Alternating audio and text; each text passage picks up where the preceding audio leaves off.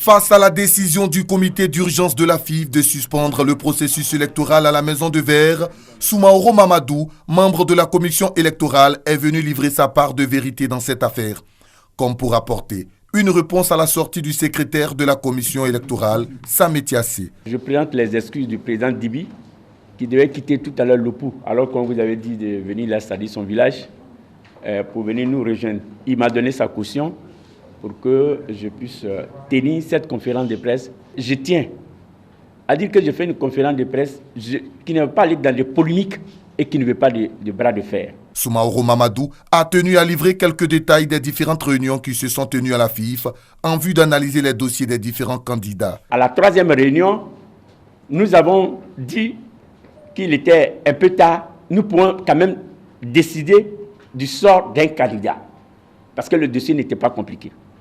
Il n'y avait pas dans ce dossier une liste de parrainage, il n'y avait pas la liste du comité exécutif, il n'y avait pas la caution de 5 millions. Donc on a dit rapidement, on peut décider sur ce dossier.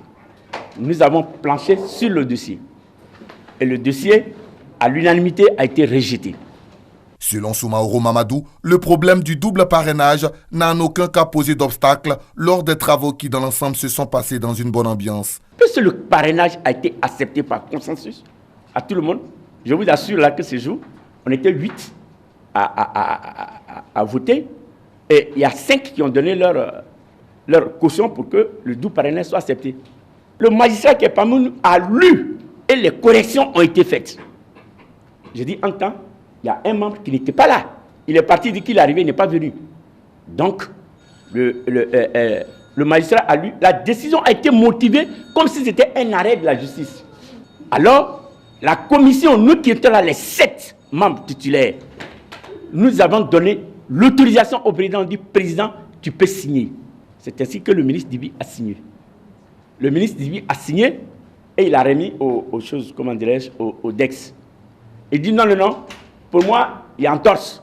Donc moi, je ne vais pas signer le document. Alors que l'élection est prévue se tenir le 5 septembre, ce qui s'apparente à un bras de fer entre la FIF et certains membres de la commission électorale est loin de trouver une issue.